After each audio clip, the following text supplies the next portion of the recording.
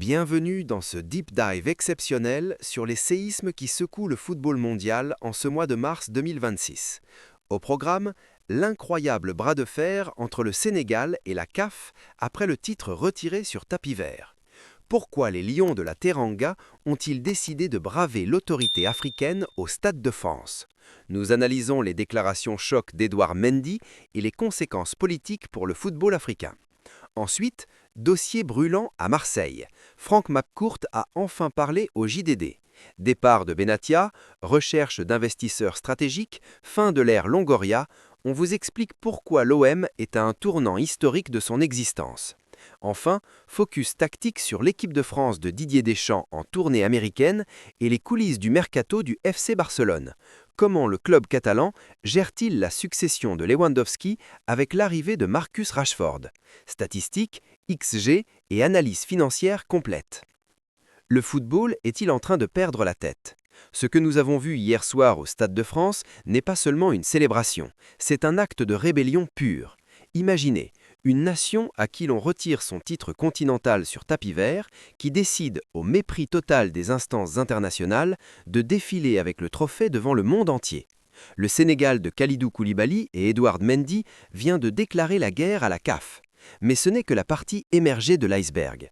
Pendant que l'Afrique brûle, à Marseille, Frank McCourt vient de lâcher une bombe qui va changer l'avenir de la Ligue 1 à jamais. Et à Barcelone, un certain Marcus Rashford est en train de redéfinir ce que signifie être un attaquant moderne, sous les ordres d'un Barça en pleine mutation. Installez-vous, prenez un café, car aujourd'hui on plonge dans les dossiers que personne n'ose ouvrir. C'est le deep dive et ça commence maintenant. Pour comprendre la colère d'Edouard Mendy, il faut remonter en janvier dernier. Le Sénégal remporte la CAN 2026 sur le terrain, au Maroc. Une victoire nette, une domination tactique totale. Mais quelques semaines plus tard, la foudre tombe. Une décision administrative de la CAF retire le titre au Lions pour l'attribuer au Maroc sur tapis vert. Pourquoi? Une sombre histoire d'éligibilité de joueurs qui rappelle les pires heures de la bureaucratie sportive. La réaction? Une union sacrée. Contre le Pérou, au Stade de France, on ne jouait pas un match amical, on jouait une affirmation d'identité. Quand Mendy dit que l'instance avance moins vite que le football, il ne parle pas seulement de vitesse de jeu, il parle de l'obsolescence d'une gouvernance qui bride le talent africain. Tactiquement, Aliou Cissé a transformé cette équipe en machine de transition. Contre le Pérou, on a vu un 4-3-3 hybride où Ismaïla Sarr et Nicolas Jackson ont dévoré les espaces. Mais le vrai match se joue au TAS, tribunal arbitral du sport.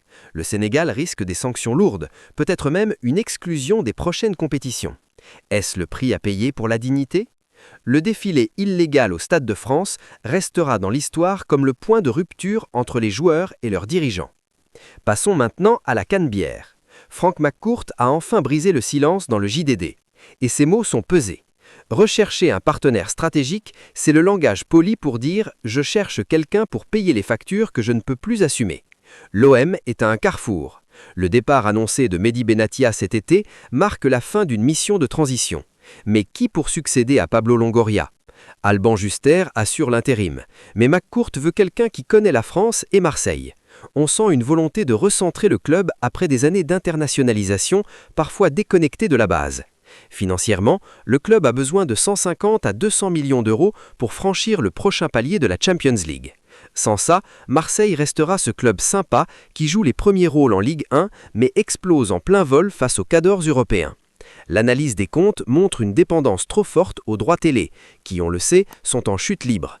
L'arrivée d'un investisseur, qu'il soit saoudien, la rumeur éternelle, ou américain, un fonds de pension, n'est plus une option, c'est une nécessité vitale. McCourt prépare sa sortie, mais il le veut faire en laissant une structure pérenne. C'est la fin d'un cycle de 10 ans. Parlons de terrain. Marcus Rashford au Barça, qui l'aurait cru en 2024. Et pourtant, son intégration est une leçon tactique. Contrairement à Lewandowski, qui reste un finisseur de surface pure, Rashford apporte cette profondeur qui manquait cruellement au système de Xavi, ou de son successeur.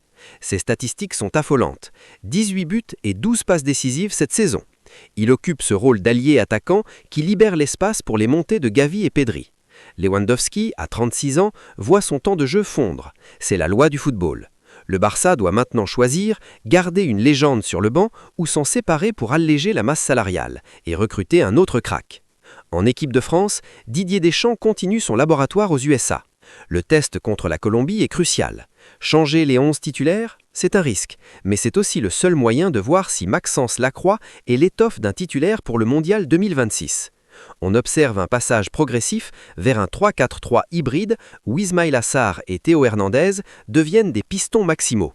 L'utilisation de Ryan Cherki en électron libre derrière Marcus Thuram montre que Dédé veut plus de créativité centrale. On n'est plus dans le pragmatisme pur de 2018, on cherche une maîtrise technique supérieure pour contrer les blocs bas qui nous ont tant fait mal. Alors, que retenir de cette revue de presse mondiale ?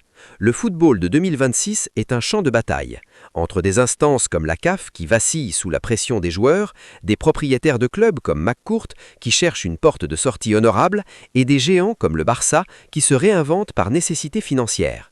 Le Sénégal a ouvert une brèche, celle de la souveraineté des acteurs sur les décideurs. Si le TAS donne raison à la CAF, on pourrait assister au premier boycott massif d'une compétition internationale par une équipe africaine de premier plan. Quant à l'ORM, les prochaines semaines seront décisives. L'identité du futur président sera le signal envoyé au marché. Pour nous, spectateurs, c'est une période passionnante mais inquiétante. Le jeu s'améliore, les athlètes sont plus forts, mais les structures qui les entourent semblent plus fragiles que jamais. N'oubliez pas de vous abonner pour ne rien rater de ces analyses approfondies. Partagez cette vidéo si vous pensez que le football doit appartenir aux joueurs et non au bureau. On se retrouve très vite pour un prochain deep dive sur la Foot Chrono. C'était votre analyste, portez-vous bien et vive le football!